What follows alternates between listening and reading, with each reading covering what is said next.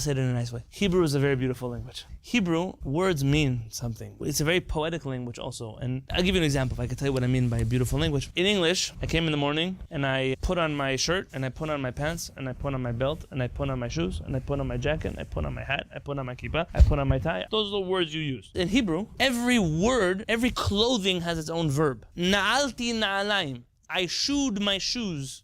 Garafti garbaim. I'm socking my socks. They're different words. You are chovesh kova. You hat a hat. I don't know if there's a good word for that. Your tie, your watch. They all have different words. Everything means something. You can tell very quickly when someone doesn't know their Hebrew so well when they start to confuse those words or they're translating from another language. Because you can tell that in the language that they speak, it's all the same. Our Torah, the words are beautiful. When you speak in Hebrew, you're speaking the language of the Torah. It's so much easier when you speak in Hebrew. When I have to write halachot between myself, let's say Rabbi Yosef Zarnigian or Rabbi Tzak Berdugo or one of my friends, we talk in halakha, we automatically switch to writing in Hebrew. Even though we may normally speak in English, but the ability to be precise in Hebrew is so much easier. To use the right halachic words for things. Think about it like this. To make pots and pans kasher, there are three methods. There's hagana, which is boiling in water. There's libun, with fire, and hadacha, which is just cleaning it, just washing it. In English, they don't even have a word for that. But the English word they use is to kasher. I'm kashering the pot, I'm kashering the pan, I'm kashering the knife. Even in Hebrew, when you use that word, I don't kasher a pot the same way